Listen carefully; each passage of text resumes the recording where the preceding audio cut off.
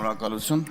Պարոն Օհանյան, Ղարաբաղի ճակատագրից երբ որ խոսում եք, մարդիկ շատ լավ հիշում են, որ ձեր քաղաքական թիմի գործողությունների արդյունքում նաև ձեր պալատական հեղաշրջման արդյունքում Ղարաբաղը լուծարվեց։ Դրա համար մեծ խելք պետք չի եւ բարդ ինչ-որ հիշողություն պետք չի, նոր այդ ամենը տեղի ունեցել եւ ձեր նախարար եղած տարիներ էլ հիշում ենք ժեշտի բանկաները սահմաններին կախված։ Սիրելի հայրենակիցներ, քննարկում ենք պարտադիր զինվորական ծառայության ժամկետի կրճատումը 2 տարի ու կես,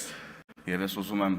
հստակ արձանագրել եւ բոլորիս համար ես կարծեմ ակնհայտ է, որ այս ամենը, այս բարեփոխումները բանակում իրականացվող առաջին հերթին իրականացվում են խաղաղության շնորհիվ։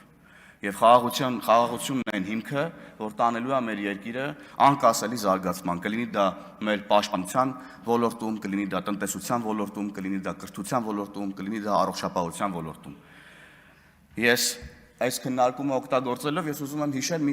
թեմաների մասին, որոնց մասին էլ չենք խոսում ընդհանրապես։ Մենք հիմա նոր ծառայության գնացող մեր ընկերներին, մեր եղբայրներին, քույրերին պետքա պատմելով հիշեցնենք, թե ինչպիսին էր սնունդը ժամանակին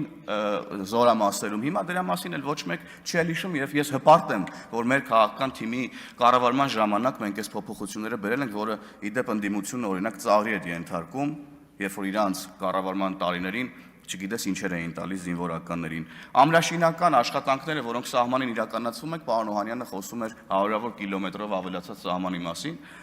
Ես հպարտություն էի ապրում եւ անգամ աչքերից չէի հավատում, երբ որ այդ ամրաշինական աշխատանքները ներսից տեսա։ Եվ հենց սա է մեծացնում մեր զինվորների մարտունակությունը, երբ որ իրանք տեսնում են, թե պետությունը ինչ է անում, որ իրենք կարողանան լավ անցկացնել իրենց ծառայությունը եւ ուրեմն իրենց ծառայությունը մատուցեն Հայաստանի Հանրապետությանը։ Եվ սիրելի քաղաքացիներ, երբ որ ասում են նաև սա նախընտրական քայլ է, երեք էլ առողջապահության ապահովագրության թեմայով էին ասում։ Սա մեր նախընտրական ծրագրի իրականացումն է եւ ամեն ինչ որ մենք անում ենք նախընտրական քայլ է։ Եվ ամփոփելով 2026 թվականի ընտրություններին եւ ես վստահ եմ, որ ժողովուրդը ընտրելու է խաղաղությունը եւ վերահաստատելու է այն բոլոր ծրագրերը, զարգացման ծրագրերը, որ իրականացվում են Հայաստանում խաղաղության շնորհիվ եւ անկասելի է դարձնելու Հայաստանի Հանրապետության զարգացումը։ Շնորհակալություն։